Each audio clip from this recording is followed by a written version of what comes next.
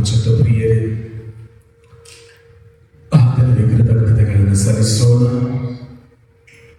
ಹೌದು ದೇವ, ಕ್ಷಣ ಕ್ಷಣವೂ ನಮ್ಮನ್ನು ಕಾದು ಪರಿಪಾಲಿಸಿ ನಮ್ಮನ್ನು ಸಂರಕ್ಷಿಸುತ್ತಿದ್ದಕ್ಕಾಗಿ ಸ್ತೋತ್ರ ಸ್ವಾಮಿ. ಪ್ರೀತಿಯುಳ್ಳ ತಂದೆ, ವಿಶೇಷವಾಗಿ ನಿಮ್ಮ ವಾಕ್ಯಗಳ ಮೂಲಕವಾಗಿ ನಮ್ಮ ಪ್ರತಿಯೊಬ್ಬೊಬ್ಬರಿಗೂ ಕೂಡ ಅರ್ಥವಾಗುವಂತೆ ಪ್ರಾಯೋಗಿಕವಾಗಿ ನಮ್ಮ ಕಣ್ಣ ಮುಂದೆ ನಿಮ್ಮ ವಾಕ್ಯಗಳು ಎಂತಹ ಕಾರ್ಯಗಳನ್ನು ನೆರವೇರಿಸಬಲ್ಲವು ಎಂಬುದಾಗಿ ಪ್ರಕಟಪಡಿಸಿದರೆ ಅದಕ್ಕಾಗಿ ಕೋಟಿ ಕೋಟಿ ಸ್ತೋತ್ರ ಸ್ವಾಮಿ. ಇನ್ನು ಮುಂದೆಯೂ ಕೂಡ ನಾವು ಪ್ರತಿಯೊಬ್ಬೊಬ್ಬರು ಆ ವಾಕ್ಯದ ಉದ್ದ ಆಳ ಅಗಲ ಎತ್ತರವನ್ನು ನಾವು ಪ್ರತಿಯೊಬ್ಬೊಬ್ಬರು ಅದರ ರಹಸ್ಯಗಳನ್ನು ಗುಣಾರ್ಥಗಳನ್ನು ನಾವು ಗ್ರಹಿಸಿಕೊಳ್ಳುವಂತೆ ನಮ್ಮ ಪ್ರತಿಯೊಬ್ಬೊಬ್ಬರಿಗೂ ನಿಮ್ಮ ಆತ್ಮರ ಮೂಲಕವಾಗಿ ನಮಗೆ ಪ್ರಕಟಪಡಿಸುವುದಕ್ಕಾಗಿ ಕೋಟಿ ಕೋಟಿ ಸ್ತೋತ್ರ ಸ್ವಾಮಿ. ಕೋಟಿ ಕೋಟಿ ಸ್ತೋತ್ರ ದೇವ. ಓ ಪ್ರಭುವಿನ ಆತ್ಮರೇ, ನಮ್ಮ ಸಹಾಯಕರು, ಪೋಷಕರು, ಸಲಹಾಕಾರರು ಆಗಿರುವ ದೇವರ ಆತ್ಮರೇ, ಈ ನಿಮಿಷದಲ್ಲಿ ನಮ್ಮ ಪ್ರತಿಯೊಬ್ಬೊಬ್ಬರನ್ನು ಸಂಪೂರ್ಣವಾಗಿ ನಮ್ಮ ತೊಟ್ಟಿಗೆ ರೂಪಿಸುತ್ತಾ ನನ್ನ ಯಾವ ರೀತಿ ಬೆಳಗಿಂದ ನಿಮಿಷವರೆಗೂ ನಮ್ಮನ್ನು ಮುನ್ನಡೆಸಿದಿರೋ ಅದೇ ರೀತಿ ಆತ್ಮರೇ ನಿಮ್ಮ ವಾಕ್ಯದ ಮೂಲಕವಾಗಿ ಸ್ವರ್ಗೀಯ ಸಾಮ್ರಾಜ್ಯದ ರಹಸ್ಯಗಳನ್ನ ಅತ್ಯಂತ ಸುಲಭ ಮತ್ತು ಸರಳವಾಗಿ ಅರ್ಥವಾಗುವಂತೆ ನಮಗೆ ಕಲಿಸುವುದಕ್ಕಾಗಿ ಬೋಧಿಸುವುದಕ್ಕಾಗಿ ಕೋಟಿ ಕೋಟಿ ಸ್ತೋತ್ರ ಸ್ವಾಮಿ. ರಕ್ಷಕನ ನಾಮದಲ್ಲಿ, ನಜರೇತಿನ ಪ್ರಭು ಯೇಸುವಿನ ನಾಮದಲ್ಲಿ ಪ್ರಾರ್ಥಿಸ್ತಾ ನಮ್ಮ ಜೀವವುಳ್ಳ ತಂದೆ ಹೇಳೋರೆಲ್ಲರೊಟ್ಟಿಗೆ ಆಮೇನ್, ಆಮೇನ್, ಆಮೇನ್. ತಂದೆಗಳು ದೊಡ್ಡ ಚಪ್ಪಾಳೆ ತಡೆದ ಕೃತಜ್ಞತೆಯನ್ನು ಸಲ್ಲಿಸೋಣ. ಹಲ್ಲೆಲೂಯಾ. Thank you Jesus. ಕೂತುಕೊಳ್ಳೋರೆಲ್ಲರೂ ಕೂತುಕೊಳ್ಳೋಣ. ಇನ್ನೊಂದು ಹಾಡು ಹೇಳ್ಬೇಕಾ? Praise the Lord. Hallelujah, hallelujah. Thank you Jesus. Praise you Jesus. Hallelujah. ಒಂದು ಜೋರಾಗಿ hallelujah. ಇದೇ hallelujah ಲಾಸ್ಟ್ ವರ್ಗು. Okay, praise the Lord. So ನಾವು ಪ್ರತಿಯೊಬ್ಬರೂ ಕೂಡ ಹೀಗೆ ತಾನೇ ನಾವು ನೋಡಿದ್ದೇವೆ, ಅನೇಕ ರೋಗಗಳಿಂದ ಬಂದಿಲ್ಲಿ ನಿಂತುಕೊಂಡ್ರು. ಹೌದಾ? ಅವ್ರಿಗೇನಾದ್ರು ಇಂಜೆಕ್ಷನ್ ಕೊಟ್ರ ಅಥವಾ ಟ್ಯಾಬ್ಲೆಟ್ ಕೊಟ್ರ ಅಥವಾ ಏನಾದ್ರು ಮುಲಾಮ್ ಹಚ್ಚಿದ್ರ? ನೋ, ಏನನ್ನೂ ಕೂಡ ಮಾಡಿರಲಿಲ್ಲ. ಹೌದಲ್ಲ? ಬಟ್ ಅವಾಗ ಹೇಗೆ ಅವರ ಪರಿಸ್ಥಿತಿ ಮೊದಲಿಗಿಂತಲೂ ಸುಧಾರಿಸಲಿಕ್ಕೆ ಸಾಧ್ಯವಾಯಿತು? ಅದರರ್ಥ ಅವರಿಗಿದ್ದಂತಹ ನೋವು ಹೇಗೆ ಬಿಡುಗಡೆ ಆಗಲಿಕ್ಕೆ ಸಾಧ್ಯವಾಯಿತು, ಹೇಗೆ ಕಡಿಮೆ ಆಗಲಿಕ್ಕೆ ಸಾಧ್ಯವಾಯಿತು. ಹೀಗೆ ನಾವು ಪ್ರತಿಯೊಬ್ಬೊಬ್ಬರು ಕೂಡ ಕಣ್ಣಾರೆ ನೋಡಿದ್ದೇವೆ. ಹೌದಲ್ಲೂ? ಅವರಿಗೆ ಏನನ್ನೂ ಕೂಡ ಕೊಡ್ಲಿಲ್ಲ. ಅಟ್ಲೀಸ್ಟ್ ನಾವು ಹೊರಗೆ ಹೋಗೋದಾದ್ರೆ, ಆಸ್ಪತ್ರೆಗಳಿಗೆ ಹೋಗೋದಾದ್ರೆ ಇಂಜೆಕ್ಷನ್, ಟ್ಯಾಬ್ಲೆಟ್ ಮತ್ತೊಂದು ಕೊಡ್ತಾರೆ. ಅವ್ರು ಕೊಟ್ಟದ್ರ ತಕ್ಕ ನಾವು ಕೊಡಬೇಕು. ಹೌದಲ್ಲೂ? ಇಲ್ಲಿ ಏನನ್ನೂ ಕೂಡ ಅವ್ರಿಗೂ ಕೂಡ ಕೊಡ್ಲಿಲ್ಲ. ಅವರಿಂದ ಏನಾದ್ರು ತೆಗೆದುಕೊಂಡ್ರ? ಏನೂ ಕೂಡ ಇಲ್ಲ. ಉಚಿತವಾಗಿ ಹೇಗೆ ಅವರು ಆರೋಗ್ಯವನ್ನು ಸ್ವೀಕರಿಸಿಕೊಳ್ಳಲಿಕ್ಕೆ ಸಾಧ್ಯವಾಯಿತು? ಯಾಕೆ ನಾವು ಪ್ರತಿಯೊಬ್ಬೊಬ್ಬರೂ ಕೂಡ ಈ ವಾಕ್ಯದ ಪ್ರಾರಂಭದಲ್ಲಿ ಬೆಳಗಿನ ಸಮಯದಲ್ಲಿ ನಾವೆಲ್ಲರೂ ಕೂಡ ಧ್ಯಾನಿಸಿದ್ದೇವೆ. ಮಾರ್ಕನ ಶುಭ ಸಂದೇಶ 11ನೇ ಅಧ್ಯಾಯ 23ರಲ್ಲಿ ನಾವು ನೋಡಿದ್ವಿ, ಅವರು ಹೇಳಿದಂತೆಯೇ ಆಗುವುದು. ಹೌದಾ? ಅವರು ಹೇಳಿದಂತೆ ಆಗುವುದು. ಹೇಳಿ ಜೋರಾಗಿ, ನಾನು ಹೇಳಿದಂತೆಯೇ ನನಗೆ ಆಗುವುದು. ಅಕ್ಕಪಕ್ಕದವರಿಗೆ ಹೇಳಿ, ನೀನು ಹೇಳಿದಂತೆ ನಿನಗೆ ಆಗುವುದು. Price the lord. ಸೊ ಪ್ರಿಯರೇ, ನಾವು ಏನನ್ನ ಬಾಯಿ ತೆರೆದು ಹೇಳಿದ್ದೇವೋ ಅದರಂತೆ ನಮಗೆ ಆಗುವುದು. ಇಲ್ಲಿ ಪ್ರತಿಯೊಬ್ಬೊಬ್ಬರೂ ಕೂಡ ನಿಂತುಕೊಂಡು ಏನಂತ ಹೇಳಿದ್ರು? ಯೇಸುವೆ, ನಿಮ್ಮ ಗಾಯಗಳಿಂದ ನಾನು ಗುಣ ಹೊಂದಿದ್ದೆ. ಆ ವಾಕ್ಯಗಳು ಯಾವುದು? ದೇವರ ವಾಕ್ಯಗಳು. ಹೌದಾ? ರೋಮನಿಗೆ ಬರೆದ ಪತ್ರ 1ನೇ ಅಧ್ಯಾಯ ವಾಕ್ಯ 16ರಲ್ಲಿ ನಾವು ಧ್ಯಾನಿಸಿದ್ವಿ. ದೇವರ ವಾಕ್ಯ ಏನಾದದ್ದು? ಶಕ್ತಿಯುಳ್ಳದು. ಹೌದಾ? ರೋಮ 1ನೇ ಅಧ್ಯಾಯ ವಾಕ್ಯ 16. ನಾವು ಬೆಳಗಿನ ಸಮಯದಲ್ಲಿ 2ನೇ ವಾಕ್ಯವನ್ನು ಧ್ಯಾನಿಸಿದ್ದೇವೆ. ರೋಮ 1ನೇ ಅಧ್ಯಾಯ ವಾಕ್ಯ 16. ಶುಭ ಸಂದೇಶದ ವಿಷಯದಲ್ಲಿ ನಾನು ನಾಚಿಕೆ ಪಡುವವನೇ ಅಲ್ಲ, ಯೆಹೂದ್ಯರನ್ನು ಮೊದಲುಗೊಂಡು ಇತರರಿಗೂ ವಿಶ್ವಾಸಿಸುವ ಯಾರಿಗೆ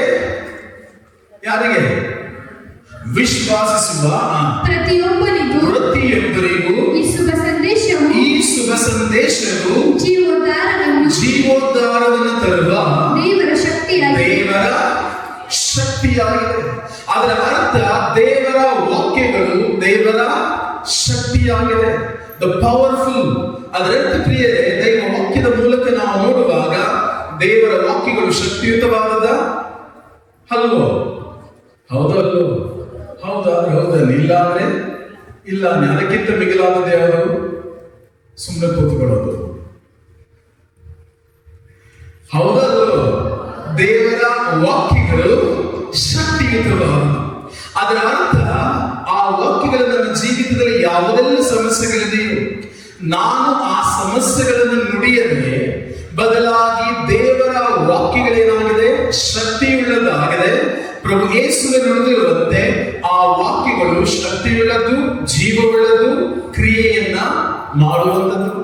ಹಾಗಾಗಿ ನಾನು ನನ್ನ ಶರೀರದಲ್ಲಿರುವಂತಹ ನನ್ನ ಪಂಚೇಂದ್ರಿಯಗಳಿಗೆ ಅನುಗುಣವಾದಂತಹ ನೋವಿನ ಬಗ್ಗೆ ನಾನು ಮಾತನಾಡದೆ ಬದಲಾಗಿ ದೇವರು ತನ್ನ ವಾಕ್ಯದಲ್ಲಿ ಏನನ್ನ ನುಡಿದಿದ್ದಾರೋ ಆ ಜೀವವುಳ್ಳಂತಹ ಶಕ್ತಿಯುಳ್ಳಂತಹ ವಾಕ್ಯಗಳನ್ನು ನಾನು ನಂಬಿ ಯಾವಾಗ ನಾನು ಬಾಯಿ ತೆರೆದು ನುಡಿಲಿಕ್ಕೆ ಪ್ರಾರಂಭಿಸುತ್ತನೋ ಆ ವಾಕ್ಯದಲ್ಲಿರುವಂತಹ ಶಕ್ತಿ ಅವರ ಶರೀರದಲ್ಲಿ ಕಾರ್ಯವನ್ನ ನೆರವೇರಿಸಲಿಕ್ಕೆ ಪ್ರಾರಂಭಿಸುತ್ತೆ.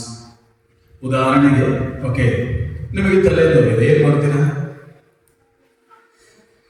ಒಬ್ಬೊಬ್ರು ಡಿಫ್ರೆಂಟ್ ಇದೆ. ಹೌದಲ್ಲ? ಬ್ರದರ್ ತಲೆನೋವು ಬಂದ್ರೆ ಆಗ ತನಕ ಸಮಾಧಾನ ಇಲ್ಲ, ಬ್ರದರ್ ಆಗ್ಬಿಟ್ರೆ ಸಮಾಧಾನ ಬರುತ್ತೆ. ಇನ್ನೊಬ್ರು ತಲೆನೋವು ಬಂದ್ರೆ ತೀಡ್ತೀವಿ, ಉಚ್ತೀವಿ, ಬಿಗಿ ಕಟ್ತೀವಿ, ಹೌದಾ, ನುಂಗ್ಕೋತೀವಿ. ನೀವು ಯಾವಾಗ ಮಾತ್ರೆಯನ್ನು ತೆಗೆದುಕೊಂಡ್ರು ಏನಾಗುತ್ತೆ? ಆಗ ಏನಾಗುತ್ತೆ? ಸ್ವಲ್ಪ ಸಮಯ, 2-3 ನಿಮಿಷದ ಕೆಳಗೆ, 5 ನಿಮಿಷ ಆದ ಮೇಲೆ ನಿಧಾನಕ್ಕೆ ನಿಮ್ಮ ನೋವು ಕಡಿಮೆ ಆಗುತ್ತೆ. ಹೌದಾ? ಎಲ್ಲಿವರೆಗೆ ಕಡಿಮೆ ಆಗುತ್ತೆ? ಎಲ್ಲಿವರೆಗೆ ಮೆಡಿಸಿನ್ ತಗೋದು ಇರುತ್ತದೋ ಅಲ್ಲಿವರೆಗೆ ನೋವು ಕಡಿಮೆ ಆಗ್ತದೆ. ಯಾವಾಗ ಮೆಡಿಸಿನ್ ಶಕ್ತಿ ಅಂದ್ರೆ ಔಷಧಿ ಶಕ್ತಿ ಕಡಿಮೆ ಆಗಲ್ಪಡ್ತದೋ ಮತ್ತೆ ನೋವು ಇನ್ಕ್ರೀಸ್ ಆಗುತ್ತೆ. ಸೊ ಅದರಂತೆ ಪ್ರಿಯರೇ, ಯಾವಾಗ ಅದನ್ನು ತೆಗೆದುಕೊಂಡ್ರೋ ಆಗ ಅದು ತನ್ನ ಶಕ್ತಿಯನ್ನು ಬಿಡುಗಡೆ ಮಾಡ್ತು. ಆ ಶಕ್ತಿಯ ಮೂಲಕವಾಗಿ ನಿಮ್ಮ ನೋವು ಕಂಪ್ಲೀಟ್ ಆಗಿ ಹೋಗ್ಲಿಲ್ಲ, ಬದಲಾಗಿ ತಟಸ್ಥವಾಗ್ತು ಅಷ್ಟೇ. ಬಟ್ ದೇವರ ವಾಕ್ಯಗಳು ತಾತ್ಕಾಲಿಕವಾದದ್ದಲ್ಲ. ಯಾಕಂದ್ರೆ ದೈವ ವಾಕ್ಯದಲ್ಲಿ ನಾವು ಧ್ಯಾನಿಸುವಂತೆ ರೋಮ 1:16 ತಿಳಿಸುವಂತೆ ದೇವರ ವಾಕ್ಯ ಶಕ್ತಿಯುಳ್ಳದ್ದು. ಇಬ್ರಿಯ 4:12 ತಿಳಿಸುವಂತೆ ದೇವರ ವಾಕ್ಯ ಜೀವವುಳ್ಳದ್ದು. ನೀವು ಯಾವಾಗ ಆ ವಾಕ್ಯವನ್ನ ನಂಬಿ ಬಾಯಿ ತೆರೆದು ನುಡಿಲಿಕ್ಕೆ ಪ್ರಾರಂಭಿಸಿದರೋ ಆ ನುಡಿ ತನ್ನ ಶಕ್ತಿಯನ್ನ, ತನ್ನ ಜೀವವನ್ನ ನನ್ನ ಶರೀರದಲ್ಲಿ ಬಿಡುಗಡೆ ಮಾಡಲಿಕ್ಕೆ ಪ್ರಾರಂಭಿಸ್ತದೆ. ಇದು ಸೇರಿದರೆ ಪ್ರತಿಯೊಬ್ಬರೂ ಕೂಡ ನಮ್ಮ ಜೀವಿತದಲ್ಲಿ ನಾವು ಯಾವುದೆಲ್ಲ ಪರಿಸ್ಥಿತಿಯಲ್ಲಿ ಹಾದು ಹೋಗಬಹುದು. ಕೆಲವೊಬ್ಬರಲ್ಲಿ ನಾವು ನೋಡಿದ್ವಿ ಆರೋಗ್ಯಕ್ಕೆ ಸಂಬಂಧಪಟ್ಟಾಗ, ಹೌದು. ಅದೇ ರೀತಿ ನಮ್ಮ ಜೀವಿತದಲ್ಲಿ ಇನ್ನು ಯಾವುದೇ ರೀತಿಯ ಸಂಬಂಧಗಳಲ್ಲಿ, ಅಂದ್ರೆ ಯಾವುದೇ ರೀತಿಯ ಸಮಸ್ಯೆಗಳಲ್ಲಿ ನಾವು ಹಾದು ಹೋಗುತ್ತಾ ಇರಬಹುದು. ಬಟ್ ನಾವು ಹಾದು ಹೋಗುತ್ತಿರುವಂತಹ ಆ ಸಮಸ್ಯೆಗೆ ಅನುಗುಣವಾಗಿ ನಾವು ಬಾಯಿ ತೆರೆದು ನುಡಿಯದೆ ಬದಲಾಗಿ ನಾವು ಆ ಸಮಸ್ಯೆಗೆ ಪರಿಹಾರವಾಗಿರುವಂತಹ ಜೀವವುಳ್ಳಂತಹ ಶಕ್ತಿಯುಳ್ಳಂತಹ ದೇವರ ವಾಕ್ಯಗಳನ್ನ ಬಾಯಿ ತೆರೆದು ನುಡಿಯುವಾಗ ನಮ್ಮ ಜೀವನದಲ್ಲಿ ಅಲೌಕಿಕವಾದ ಅತ್ಯದ್ಭುತ ಕಾರ್ಯಗಳನ್ನ ಅನುಭವಿಸಲಿಕ್ಕೆ ಸಾಧ್ಯ. ನಾವು ಬೈಬಲಲ್ಲಿ ಒಂದು ಚಿಕ್ಕದಾಗಿ ಒಂದು ಕಾರ್ಯವನ್ನು ಧ್ಯಾನಿಸಲಿಕ್ಕೆ ಹೋಗೋಣ. ಓಕೆ, ಹೇಗೆ ಅದರ ಪರಿಸ್ಥಿತಿ ಹೀನವಾಗಿದ್ರು, ಮರಣ ಹೊಂದಲ್ಪಟ್ಟಿದ್ರು, ಅದರ ಕಾರ್ಯವು ನಶಿಸಿ ಹೋಗಲ್ಪಟ್ಟಿದ್ರು ಕೂಡ ಹೇಗೆ ದೇವರ ವಾಕ್ಯವನ್ನ ನುಡಿಯುವುದರ ಮೂಲಕವಾಗಿ ಅವರ ಸ್ಥಿತಿ ಮತ್ತೆ ಪೂರ್ವ ಸ್ಥಿತಿಗೆ, ಅಂದ್ರೆ ಯಾವ ರೀತಿ ಹಿಂದೆ ಇದ್ರೋ ಆ ಸ್ಥಿತಿಗೆ ಬರುತ್ತೆ ಎಂಬುದಾಗಿ. Praise the Lord. ಓಕೆ, ಕಲಿಯಲಿಕ್ಕೆ ಹೋಗೋಣ ಚಿಕ್ಕದಾಗಿ. ಎಜೆಕೀಯನ ಗ್ರಂಥ 37ನೇ ಅಧ್ಯಾಯ. ಎಜೆಕೀಯಲ್ ಚಾಪ್ಟರ್ 37, 37ನೇ ಅಧ್ಯಾಯ, ವಾಕ್ಯ 1ರಿಂದ. ಎಜೆಕೀಯನ ಗ್ರಂಥ. ಓಕೆ, ಸಿಗ್ತಾ ಯಾರಿಗಾದ್ರು? ಸ್ವರಕ್ಕೆ ನಾವು ಹೇಳೋದು, ಪ್ರತಿ ಸಾರಿ ನೀವು ಬೈಬಲ್ನ ತಗೊಂಡು ಬಂದ್ರೆ ಬೇಗ ಬೇಗ ತೆಗಿಬಹುದು. ಅದು ಹೊಸ ಒಡಂಬಡಿಕೆ, ಹಳೆ ಒಡಂಬಡಿಕೆನ ಸಿಗ್ತಾ? ಎಜೆಕೀಯಲ್ ಸಿಗ್ತಾ?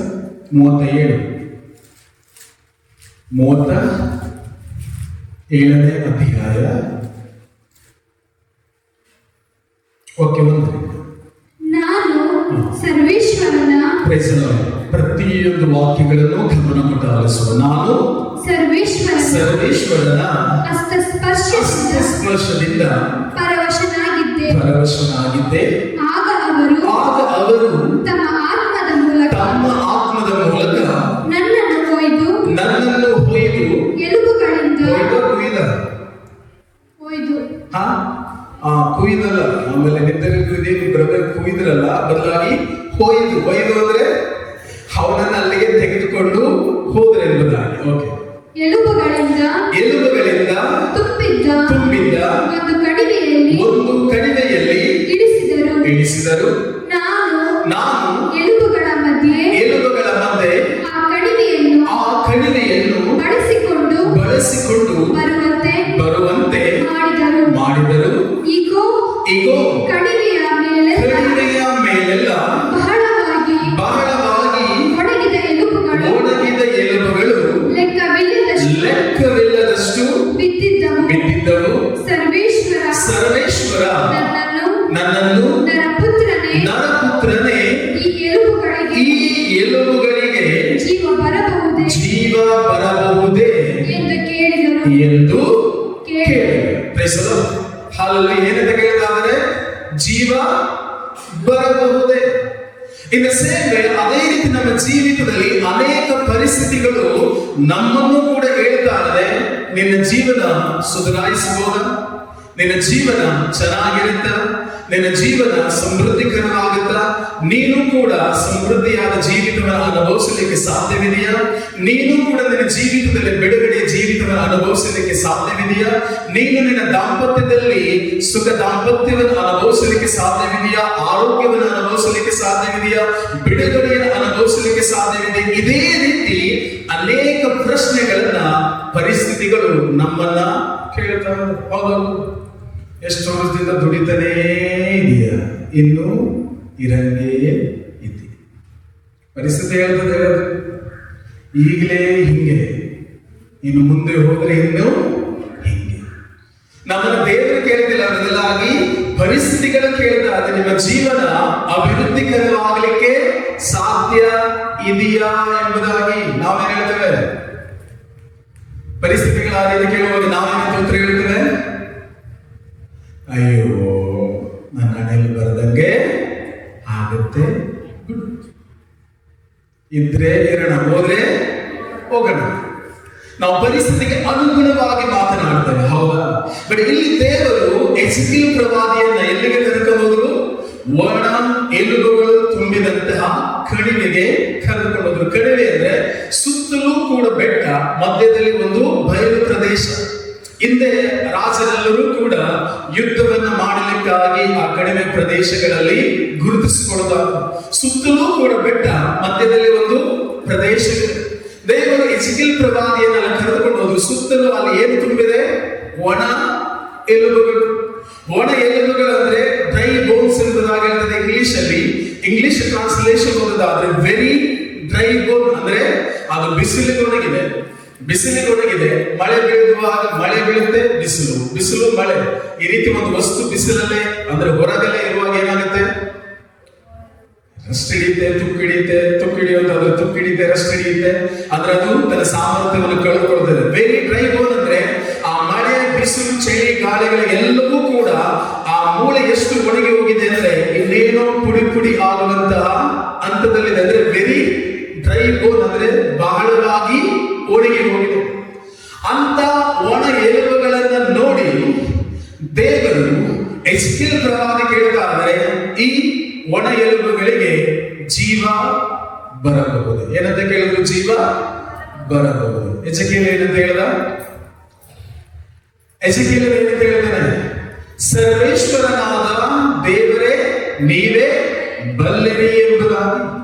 ಒಂದು ಕ್ಷಣ ಯೋಚಿಸುವ ಪ್ರಿಯರೇ, ಆ ಒಣ ಎಲುಬುಗಳಿಗೆ ಜೀವ ಬರಬಹುದು ಎಂಬುದಾಗಿ ಎಸೆಕಿಯೇಲ್ ಪ್ರವಾದಿ ಕೇಳುವಾಗ ಎಸೆಕಿಯೇಲ್ ಪ್ರವಾದಿ ದೇವರ ಉತ್ತರ ಹೇಳ್ತಾ ಇದ್ದಾನೆ, ಸರ್ವೇಶ್ವರನಾದ ದೇವರೇ ನೀವೇ ಬಲ್ಲಿರಿ ಎಂಬುದಾಗಿ.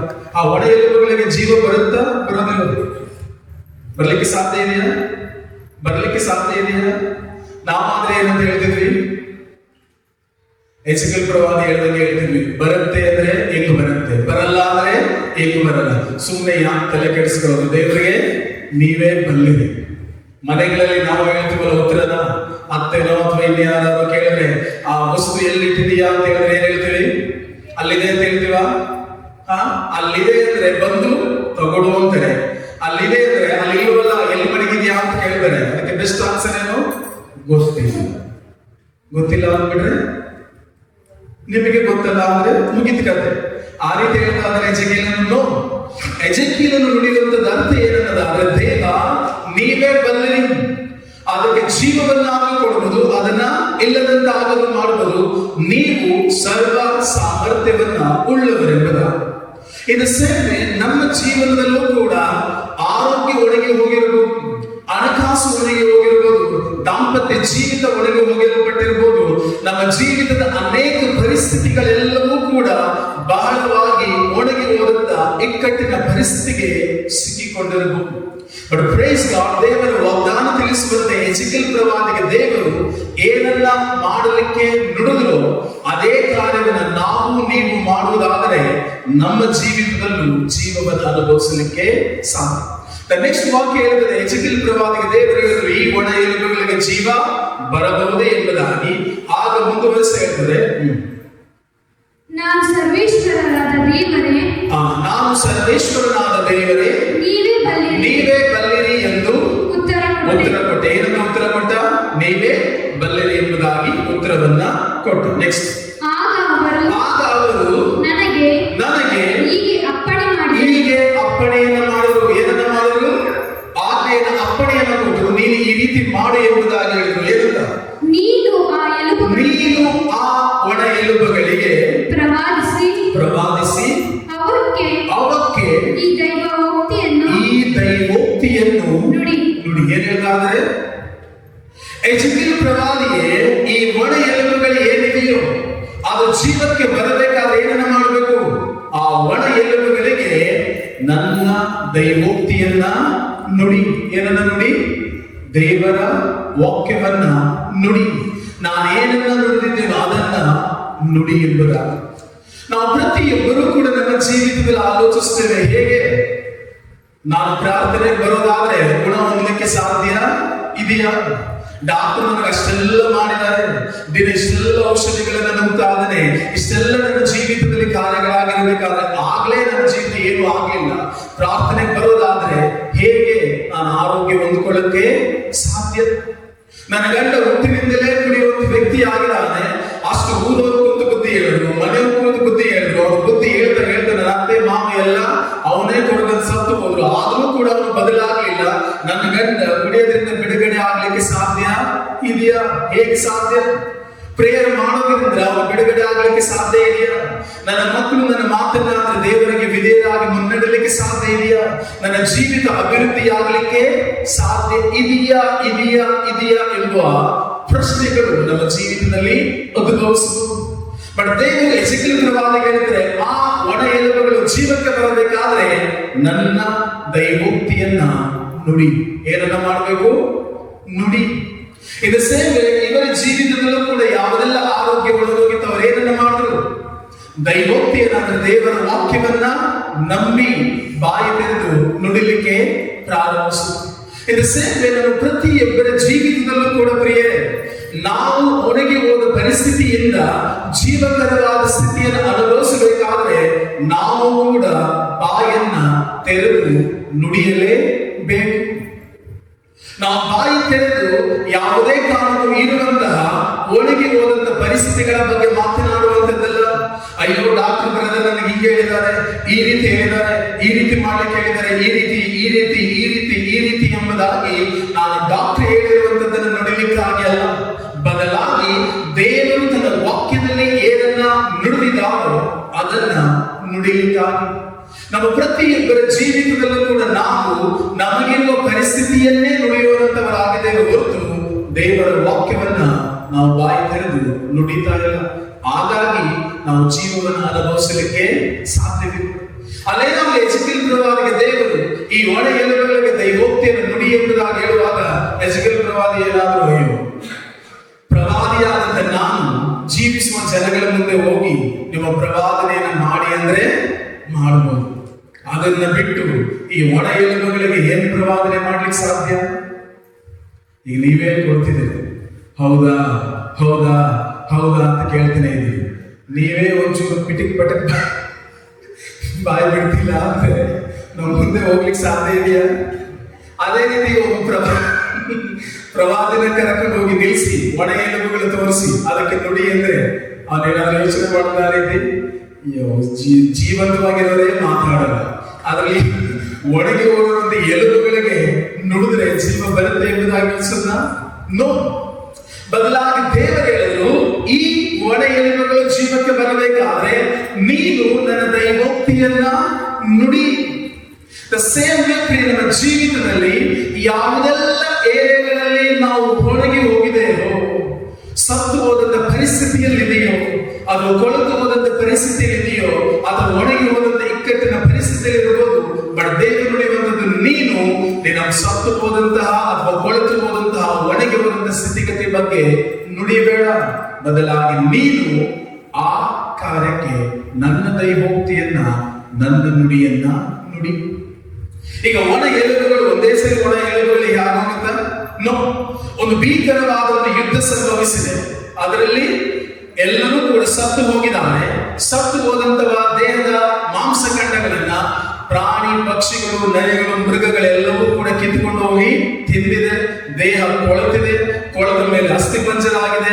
ಆ ಅಸ್ಥಿ ಪಂಜರ ಮೂಳೆಗಳು ಈಗ ಒಣಗಿ ಹೋಗಿದೆ. ಹೌದು, ಒಂದು ವ್ಯಕ್ತಿಯ ಪರಿಸ್ಥಿತಿ ಅದಕ್ಕಾಗಿ ಮರಣದಲ್ಲಿರಬಹುದು, ಅದನ್ನು ಕೊಳೆತು ಹೋದಂತ ದೇಹದ ಸ್ಥಿತಿಯಲ್ಲಿರಬಹುದು, ಅದನ್ನು ಒಣಗಿ ಹೋದಂತ ಎಲುಬಿನ ಸ್ಥಿತಿಯಲ್ಲೇ ಇರಬಹುದು. ಬಟ್ ಅಂತ ಪರಿಸ್ಥಿತಿಗಳು ಜೀವಕ್ಕೆ ಬರಬೇಕಾದ್ರೆ ನಾವು ಮತ್ತು ನೀವು ಮಾಡಬೇಕಾದ ಕೆಲಸ ಏನಂದ್ರೆ ದೈವೋಕ್ತಿಯನ್ನ ನುಡಿಬೇಕು. ದೈವೋಕ್ತಿಯನ್ನ ನುಡಿಬೇಕು. ಬರೀ ಪರಿಸ್ಥಿತಿ ಬಗ್ಗೆ ಮಾತನಾಡೋದಲ್ಲ.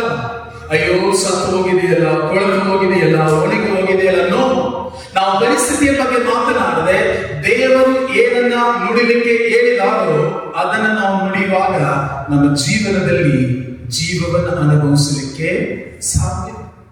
ಸೊ ಮುಂದುವರಿಸುವ ವಾಗ್ದಾನ ತಿಳಿಸಿದೆ, ಈ ದೈವೋಕ್ತಿಯನ್ನ ನುಡಿ. ಅವು ಒಣ ಎಲುಬುಗಳೇ ಸರ್ವೇಶ್ವರ ವಾಣಿಯನ್ನು ಕೇಳಿ ಸರ್ವೇಶ್ವರನಾದ ದೇವರು ನಿಮಗೆ ಹೀಗೆ ಹೇಳುತ್ತಾರೆ, ಇಗೋ ನಾನು ನಿಮ್ಮೊಳಗೆ ಶ್ವಾಸವನ್ನು ಊದುವೆನು, ನೀವು ಬದುಕುವಿರಿ. ನಾನು ನಿಮ್ಮ ಮೇಲೆ ನರಗಳನ್ನು ಹಬ್ಬಿಸಿ ಮಾಂಸವನ್ನು ಹರಡಿ ಚರ್ಮವನ್ನು ಹೊದಿಸಿ ನಿಮ್ಮಲ್ಲಿ ಶ್ವಾಸವನ್ನು ತುಂಬುವೆನು.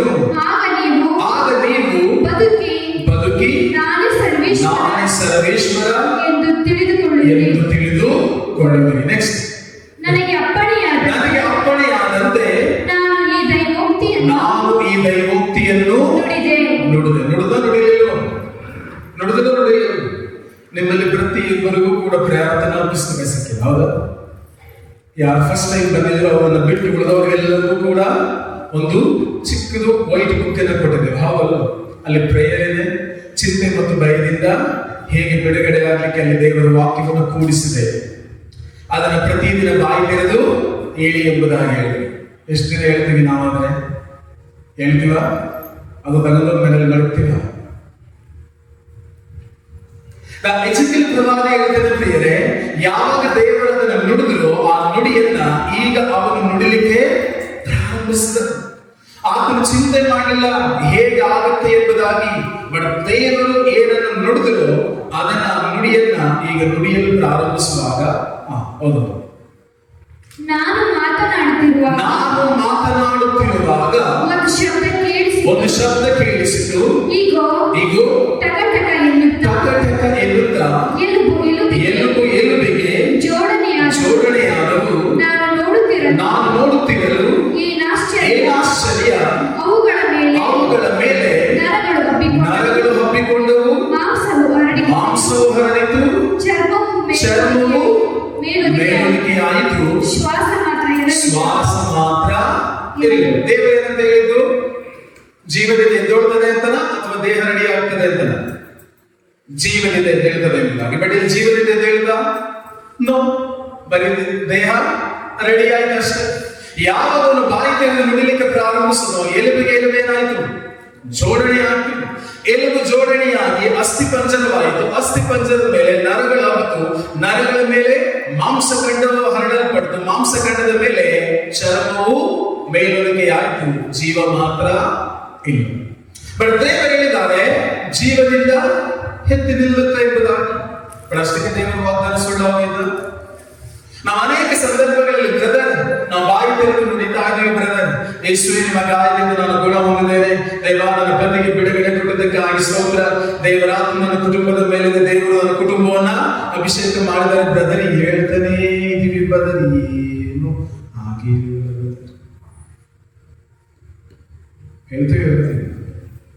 ಹೇಳ್ತಾನೇ ಬ್ರದರ್ ಏನು ಹಾಗೆ ಇಲ್ಲ ಬ್ರದರ್. ಅದರಂತೆ ನೀವು ಹೇಳುವಾಗ ಪ್ರಿಯರೇ, ಅದರಂತೆ ದೇವರ ವಾಗ್ದಾನ ಸುಳ್ಳಾಗ್ಲಿಕ್ಕೆ ಸಾಧ್ಯವಿದೆಯಾ? ನೋ.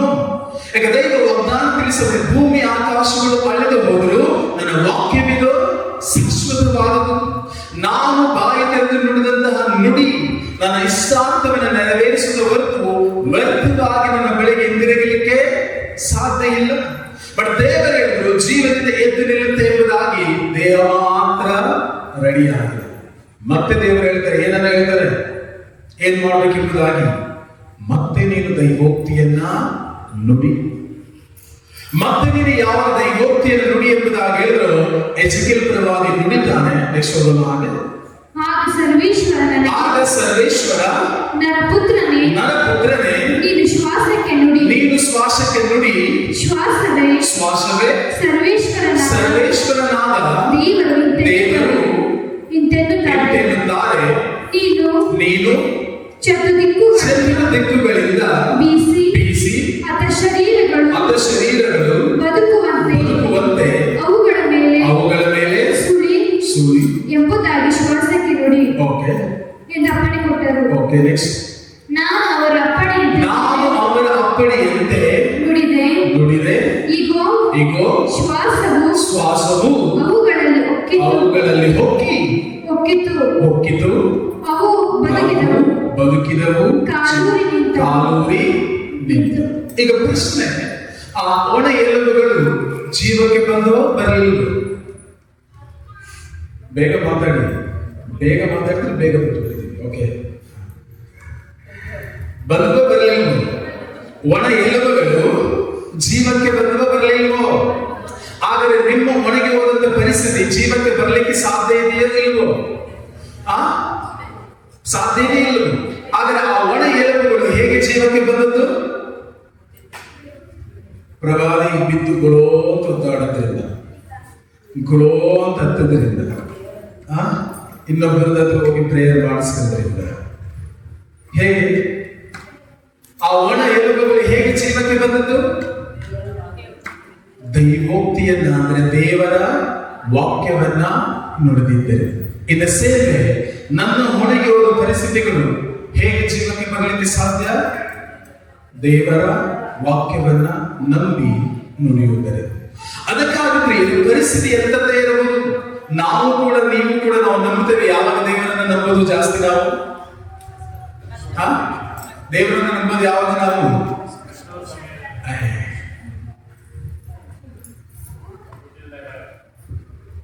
ಇವೆಲ್ಲ ತುಂಬಿದಾಗ,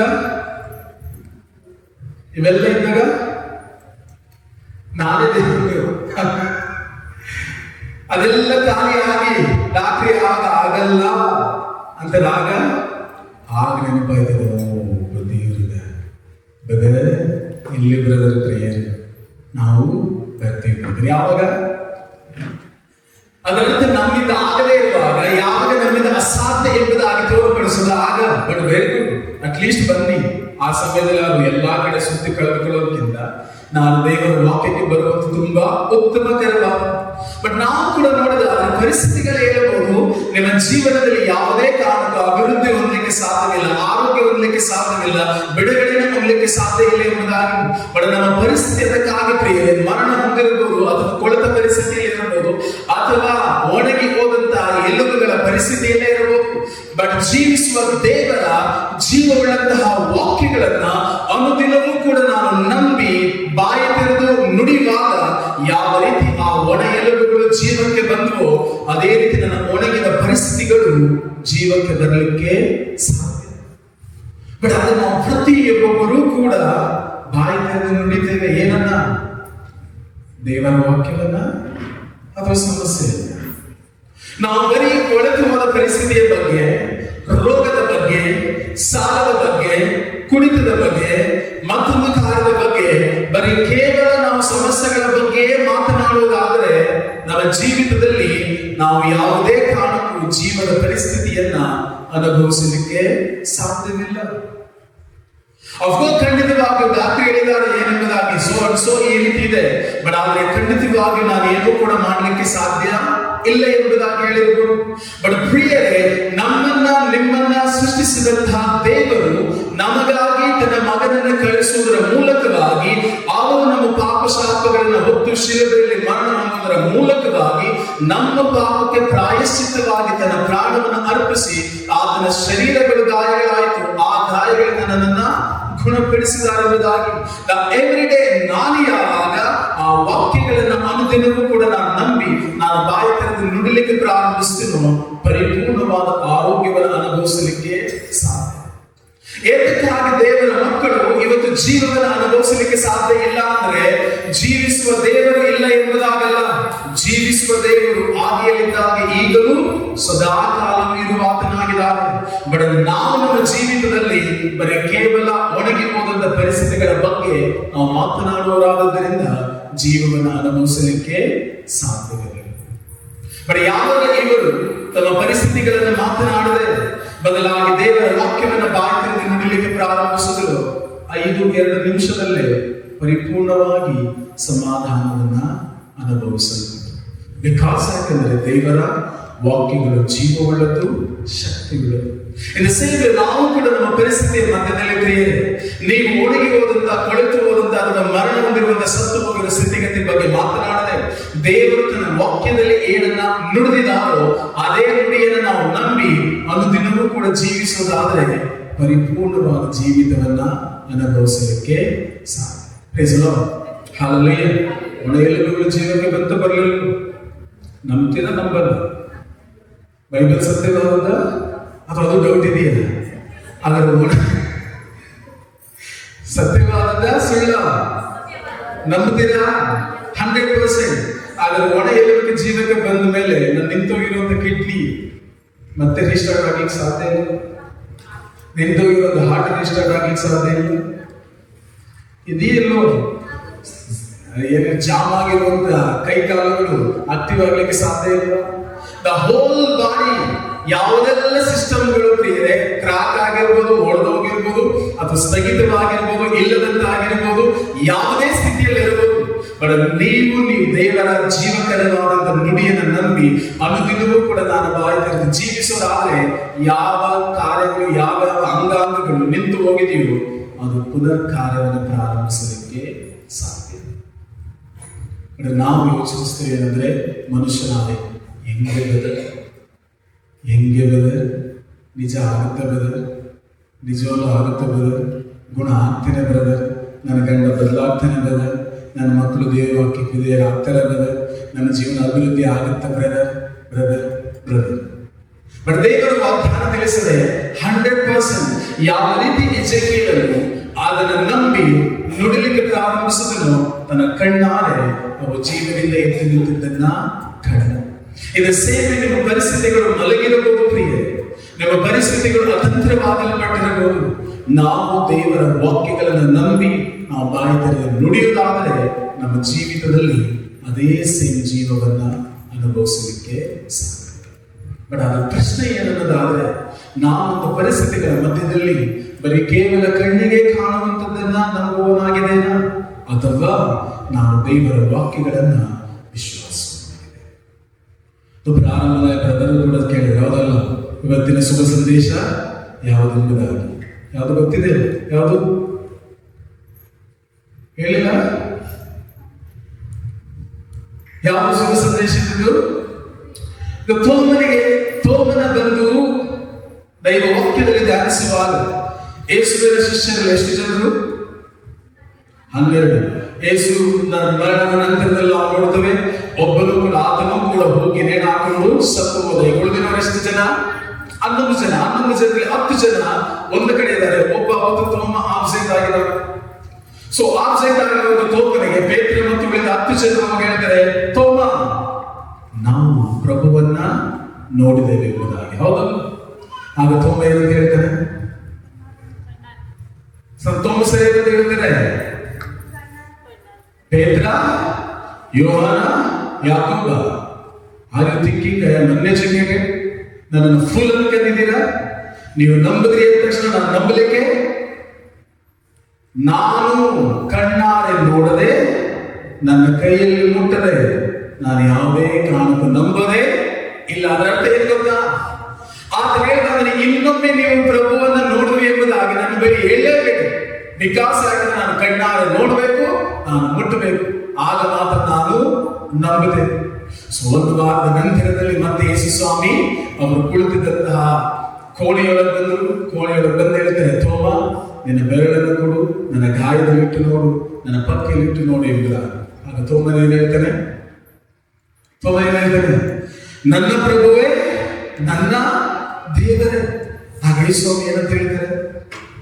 ಹಬ್ಬ ಸದ್ಯ ಲಾಸ್ಟ್ಗಾದ್ರೂ ಒಪ್ಕೊಂಡಲ್ಲ, 10 ಜನ ನಂಬಿದ್ರು, ನೀನೊಬ್ಬನ್ನ ನಾನು ನಂಬಿಸಕ್ಕೆ ಹಾಗೆಲ್ಲ ತುಂಬಾ ಕಷ್ಟಪಟ್ಬಿಟ್ಟೆ, ಆದ್ರೂ ನಮ್ದಲ್ಲ, ಥ್ಯಾಂಕ್ ಯು ಸೋ ಮಚ್ ಅಂತ ಹೇಳಿದ್ರ ಅದು ಬದಲಾಗಿ ಏನಂತ ಹೇಳಿದ್ರು?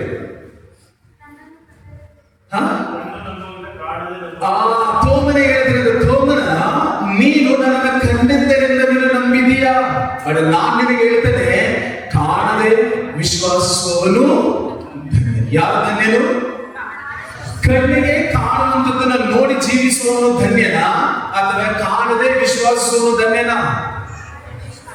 ಹಾಗಾದ್ರೆ ನಾವು ಧನ್ಯರ ನಾವು ರೋಗ ಡಾಕ್ಟರ್ ಹೇಳಿದಾರೆ, ಕಣ್ಣಾಗಿ ಕಂಡಿರೋದು ನೋಡ್ತಿದ್ದೀವ, ಅಥವಾ ದೇವರ ವಾಕ್ಯದಲ್ಲಿ ಹೇಳ್ತಿದ್ದೀವ? ನಾವು ಸಮಸ್ಯೆಗಳನ್ನು ನಾವು ಹೇಳೋದಾದ್ರೆ ಖಂಡಿತವಾಗಿ ನಾವು ಆಶೀರ್ವದಿಸರ. ಹೇಳ್ತಾರೆ, ನೀನು ಕಣ್ಣಾರೆ ಕಂಡಿದ್ದರಿಂದ ನೀನು ಹೇಳ್ತಾ ಇದೀಯ ನನ್ನ ದೇವರೇ ನನ್ನ ಪ್ರಭು ಎಂಬುದಾಗಿ. ಬಟ್ ನಾನು ನಿನಗೆ ಹೇಳ್ತೇನೆ, ಕಾಣದ ವಿಶ್ವಾಸವನ್ನು ಧನ್ಯನೆಂಬುದಾಗಿ.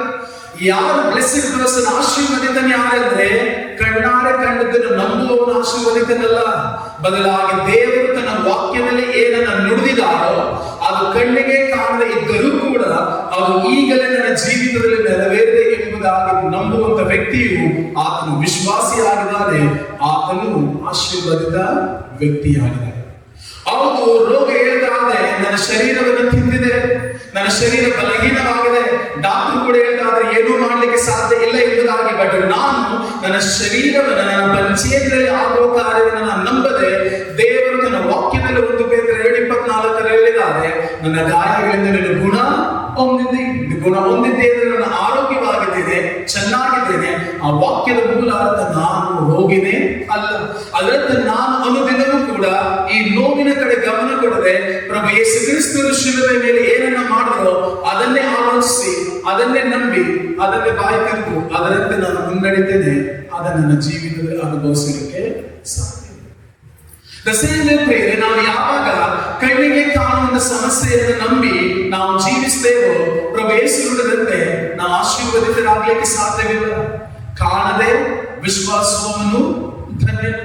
ಇವತ್ತು ಗಂಡ ಕುಡಿತಾ ಇರುವುದು, ಗಂಡನ ಕುಡಿತದ ಬಗ್ಗೆ ನಾನು ಮಾತನಾಡುವಂಥದ್ದಲ್ಲ, ಬದಲಾಗಿ ದೇವರ ವಾಗ್ದಾನ ತಿಳಿಸುವಂತ ದೇವರ ಆತ್ಮ ನನ್ನ ಗಂಡನ ಮೇಲೆ, ದೇವರು ನನ್ನ ಗಂಡನ ಅಭಿಷೇಕ ಮಾಡಿದ್ದಾರೆ, ಯೇಸುವಿನ ಪ್ರೀತಿ ನನ್ನ ಗಂಡನ ತುಂಬಿ ನನ್ನ ಗಂಡ ಬಿಡುಗಡೆಯನ್ನ ಹೊಂದಿದ. ಅದರಂತೆ ನೀವು ಕಣ್ಣಿಗೆ ಕಾಣುವಂತ ಸಮಸ್ಯೆಯನ್ನು ಬಾಯಿ ತೆರೆದು ಹೇಳಿದೆ, ನಿಮಗೆ ಏನು ಬೇಕೋ ಅದನ್ನ ಬಾಯಿ ತೆರೆದು ನೋಡಿ. ನಿಮ್ಮ ಗಂಡ ಕುಡಿಯೋದು ಬೇಕಾ?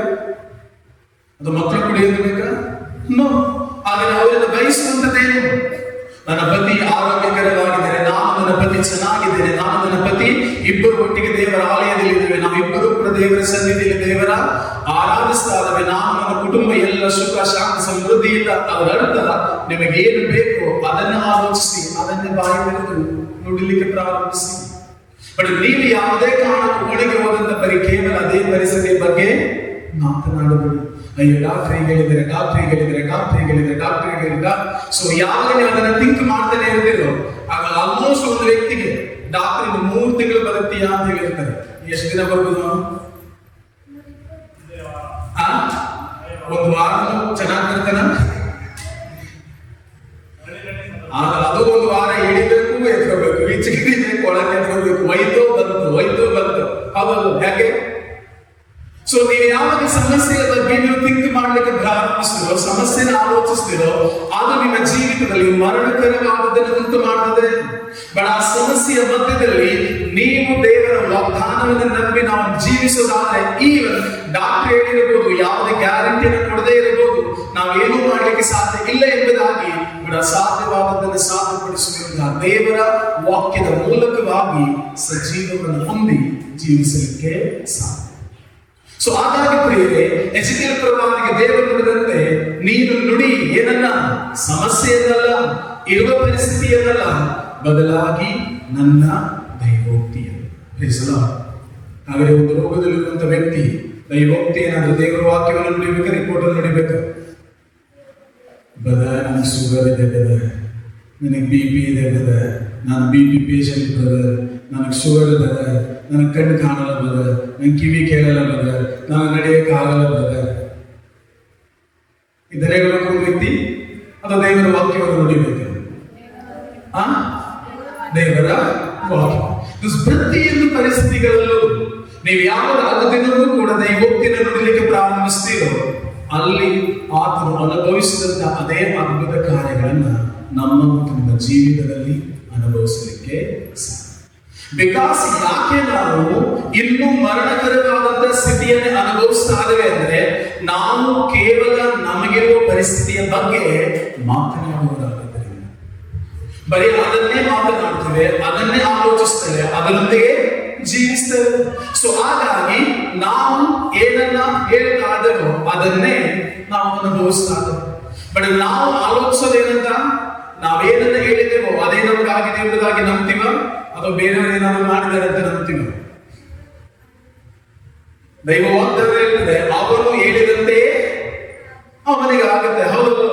ಬಟ್ ನಾವು ನಂಬೋದೇನು, ನಾವು ಹೇಳಿದಂತೆ ನಮಗಾಗಿದೆ ಅಂತೀವ, ಅಥವಾ ಬೇರೆ ಯಾರಾದ್ರೂ ಏನಾದ್ರು ಮಾಡೋರೆ ಅಂತ ನಂಬ್ತೀವ?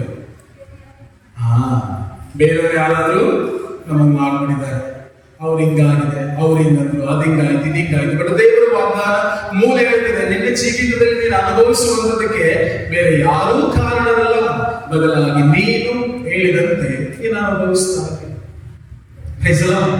ಹಾಗೆ ನಾವು ಸಮಸ್ಯೆಗಳನ್ನ ಅನುಭವಿಸ್ತಾ ಇರುವಂತದ್ದು ದೈವ ವಾಗ್ದಾನದ ಪ್ರಕಾರ ನಾವೇನನ್ನ ಹೇಳಿದ್ದೇವೋ ಅದನ್ನೇ ಅನುಭವಿಸ್ತಾ ಇದ್ದೀವಿ.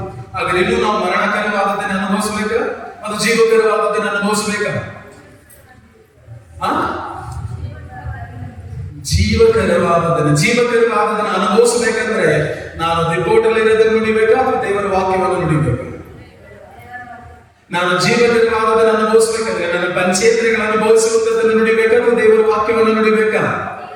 ಸೊ ಎಲ್ಲಿವರೆಗೆ ನೀವು ನಿಮ್ಮ ಪಂಚೇಂದ್ರಿಯ, ನಿಮ್ಮ ರಿಪೋರ್ಟ್ ಏನನ್ನು ಹೇಳ್ತದೋ ಅದನ್ನ ನುಡಿಯದೆ, ಬದಲಾಗಿ ದೇವರು ತನ್ನ ವಾಕ್ಯದಲ್ಲಿ ಏನನ್ನು ನುಡಿದಿದ್ದಾರೋ ಅದನ್ನು ನಂಬಿ ಅದನ್ನು ನುಡಿಲಿಕ್ಕೆ ಪ್ರಾರಂಭಿಸ್ತೀವೋ, ಜೀವ ಮತ್ತು ಯಥೇಚ್ಛಕರವಾದ ಜೀವವನ್ನ ಅನುಭವಿಸಲಿಕ್ಕೆ ಸಾಧ್ಯ. Hallelujah, thank you Jesus, praise you Jesus. ನೀವು ಯಾವಾಗ ನಂಬಿ ನುಡಿಲಿಕ್ಕೆ ಪ್ರಾರಂಭಿಸ್ತೀರೋ, ರೋಮನಿಗೆ ಬರೆದ ಪತ್ರ 1ನೇ ವಾಕ್ಯ 14 ಪ್ರಕಾರ ದೇವರ ವಾಕ್ಯ ಶಕ್ತಿಯುಳ್ಳದು, ಇಬ್ರಿಯ 4:12 ತಿಳಿಸುವಂತೆ ದೇವರ ವಾಕ್ಯ ಜೀವವುಳ್ಳದು. ಆ ಜೀವವುಳ್ಳಂತ ಶಕ್ತಿಯುಳ್ಳಂತ ಇಬ್ಬಾಯಿಕತೆಗಿಂತಲೂ ಅರಿತವಾದ ಆ ವಾಕ್ಯಗಳು ನನ್ನ ಜೀವಿತದಲ್ಲಿ ಸಂಪೂರ್ಣತೆಯನ್ನು ಉಂಟು ಮಾಡಲಿಕ್ಕೆ ಸಾಧ್ಯ. Praise the Lord, hallelujah. ಈಗ ನುಡಿಯಕ್ಕೆ ಹೋಗೋಣ, ಸಮಸ್ಯೆನ ನುಡಿಯೋಣ ದೇವರ ವಾಕ್ಯವನ್ನ.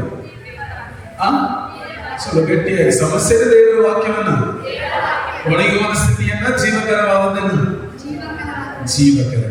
Price the lord. ಸ್ವಲ್ಪ ಮುಂದೆ ಬರೋಣ, ಎಲ್ಲರೂ ಎದ್ದು ನಿಲ್ಲೋಣ. ನಾವು ಇಲ್ಲಿಯವರೆಗೆ ಏನನ್ನು ಧ್ಯಾನಿಸಿದೆಯೋ ಅದನ್ನು ನಮ್ಮ ಜೀವಿತದಲ್ಲಿ ಪ್ರಾಯೋಗಿಕವಾಗಿ ಅನುಭವಿಸುವಂತಹ ಸಮಯ. ಪ್ರತಿಯೊಬ್ಬರೂ ಕೂಡ ಮುಂದೆ ಬರುವ ಎಲ್ಲರೂ ಕೂಡ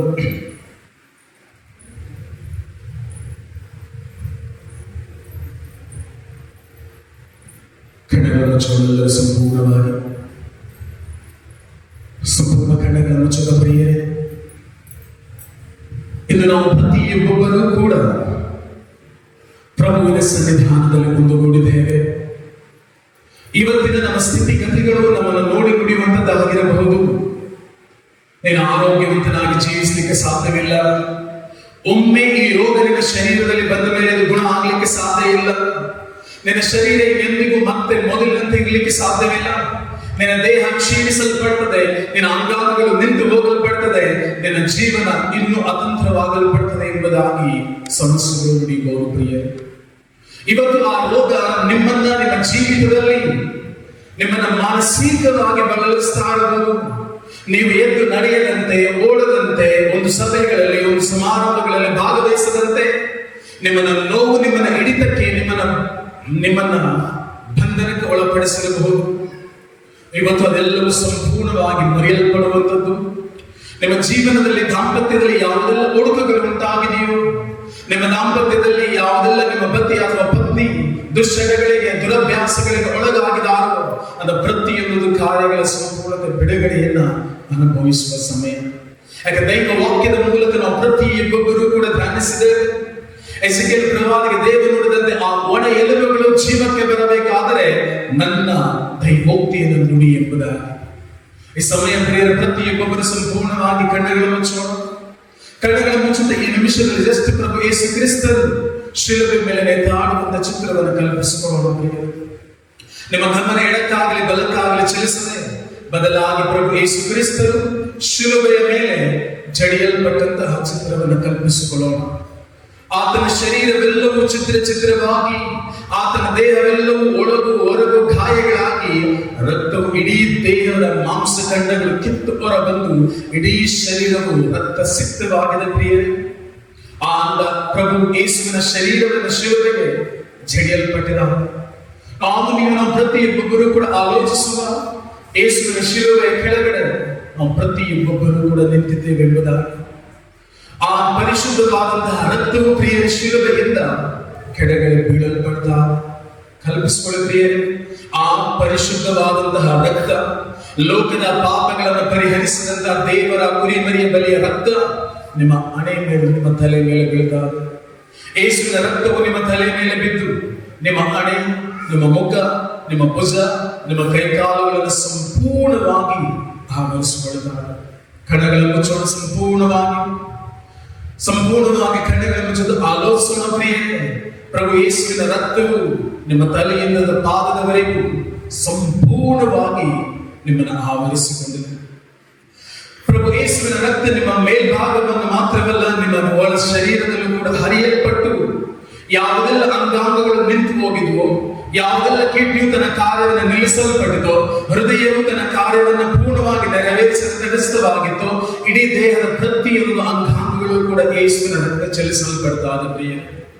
ಯೇಸುವಿನ ರಕ್ತವು ನಿಮ್ಮ ಒಳದೇಹದಲ್ಲಿ ಹರಿಯಲ್ಪಡುವಾಗ ನಿಮ್ಮ ನಿಂತು ಹೋಗಿದ ಎಲ್ಲ ಅಂಗಾಂಗಗಳು, ಸ್ಥಗಿತಗೊಂಡ ಪ್ರತಿಯೊಂದು ಕಾರ್ಯಗಳು ಕೂಡ ಯೇಸುವಿನ ನಾಮದಲ್ಲಿ ಈ ನಿಮಿಷದಲ್ಲಿ ಪೂರ್ಣವಾಗಿ ಸ್ವಸ್ಥತೆಯನ್ನು ಸ್ವೀಕರಿಸಿಕೊಳ್ತಾರೆ. ಪ್ರತಿಯೊಂದು ನರಗಳು, ಮಾಂಸಗಳು, ಎಲುಬುಗಳು ಯೇಸುವಿನ ನಾಮದಲ್ಲಿ ಸಜೀವವನ್ನ ಹೊಂದಿಕೊಳ್ತಾರೆ. ಈ ನಿಮಿಷದಲ್ಲಿ ಪ್ರಭುವಿನ ವಾಗ್ದಾನದಲ್ಲಿ ನಾವು ಧ್ಯಾನಿಸಿರುವಂತೆ, ನೀನು ಒಣ ಪರಿಸ್ಥಿತಿಯ ಬಗ್ಗೆ ಮಾತನಾಡದೆ ಅವು ಜೀವಕ್ಕೆ ಬರಬೇಕಾದರೆ ನನ್ನ ದೈವೋಕ್ತಿಯನ್ನ ನುಡಿ ಎಂಬುದಾಗಿ. ಕಣ್ಣುಗಳ ಮುಚ್ಚಿದ ಪ್ರತಿಯೊಬ್ಬರು ಕೂಡ, ನಾವು ಕೂಡ ಎಸೆಕೇಲ್ ಪ್ರವಾದಿ ನುಡಿದಂತೆ ಒಣ ಪರಿಸ್ಥಿತಿಯ ಬಗ್ಗೆ ನುಡಿಯದೆ ಪ್ರಭುವಿನ ವಾಕ್ಯವನ್ನು ನುಡಿಯುವ, ಪ್ರಭುವಿನ ವಾಗ್ದಾನ ತಿಳಿಸುವಂತೆ ನೀವು ಅವರ ಗಾಯದಿಂದ ಗುಣ ಹೊಂದಿದ್ದೀರಿ, ಅವರು ನಿಮಗೆ ಬಿಡುಗಡೆಯನ್ನು ಕೊಟ್ಟಿದ್ದಾರೆ, ಅವರ ಬಡತನದಲ್ಲಿ ನೀವು ಸಮೃದ್ಧಿಯನ್ನು ಹೊಂದಿದ್ದೀರಿ, ಅವರ ಆತ್ಮದ ಮೂಲಕ ನೀವು ಪ್ರತಿಯೊಬ್ಬರು ಕೂಡ ತುಂಬಲ್ಪಟ್ಟಿದ್ದೀರಿ ಎಂಬುದಾಗಿ. ಆದ್ದರಿಂದ ಪ್ರತಿಯೊಬ್ಬರು ಕೂಡ ಬಾಯಿ ತೆರೆದು ಹೇಳುವ, ಪ್ರಭು ಯೇಸುವೇ, ನೀವು ನಿಮ್ಮ ವಾಕ್ಯದಲ್ಲಿ ನುಡಿದಿದ್ದೀರಿ, ನಾನು ಹೇಳಿದಂತೆ ನನಗೆ ಆಗುವುದು. ಪ್ರಭು ಯೇಸುವೇ, ಇಲ್ಲಿಯವರೆಗೆ ನಾನು ನನ್ನ ಪರಿಸ್ಥಿತಿಯ ಬಗ್ಗೆ, ನನ್ನ ಒಣಗಿ ಹೋದಂತಹ ಸ್ಥಿತಿಯ ಬಗ್ಗೆ ಮಾತನಾಡಿದ್ದಕ್ಕಾಗಿ, ಸಮಸ್ಯೆಗಳ ಬಗ್ಗೆ ಮಾತನಾಡಿದ್ದಕ್ಕಾಗಿ ಮೊದಲನೇದಾಗಿ ಕ್ಷಮೆಯಾಚಿಸುತ್ತಿದ್ದೇನೆ. ಪ್ರಭು ಯೇಸುವೇ, ಇನ್ನೆಂದಿಗೂ ನಾನು ನನಗಿರುವಂತಹ ಸಮಸ್ಯೆಗಳ ಬಗ್ಗೆ ಮಾತನಾಡದೆ ಎಸೆಕೇಲ್ ಪ್ರವಾದಿಗೆ ನೀವು ನುಡಿದಿರುವಂತೆ ಆ ಒಣ ಮೂಳೆಗಳು ಜೀವಕ್ಕೆ ಬರಬೇಕಾದರೆ ನನ್ನ ದೈವೋಕ್ತಿಯನ್ನು ದಯವು ನನ್ನ ವಾಕ್ಯವನ್ನು ನನ್ನ ವಾಕ್ಯವನ್ನು ನುಡಿ ಎಂಬುದಾಗಿ ನುಡಿ ಎಂಬುದಾಗಿ ಪ್ರಭು ಯೇಸುವೇ ಪ್ರಭು ಯೇಸುವೇ, ಮತ್ತು ಮೊದಲನೇದಾಗಿ ನನಗಾಗಿ ಶಿಲುಬೆಯಲ್ಲಿ ಮರಣ ಹೊಂದಿದಂತಹ ಪ್ರಭು ಯೇಸುವೇ ನಿಮಗೆ ವಂದನೆಗಳನ್ನು ಕೃತಜ್ಞತೆಗಳನ್ನು ಸಲ್ಲಿಸುತ್ತೇನೆ.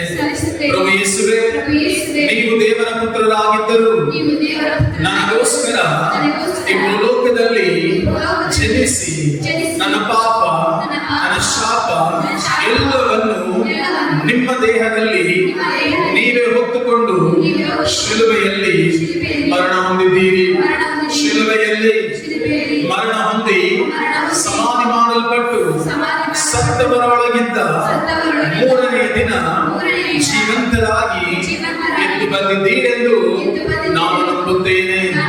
ಓ ಪ್ರಭು ಯೇಸುವೇ, ನನ್ನನ್ನು ಅಂಧಕಾರದ ಸಾಮ್ರಾಜ್ಯದಿಂದಲೂ ದುರಾತ್ಮನ ಆಡಳಿತದಿಂದಲೂ ಬಿಡುಗಡೆ ಮಾಡಲು ಬಂದಂತಹ ರಕ್ಷಕರು ನೀವೊಬ್ಬರೇ.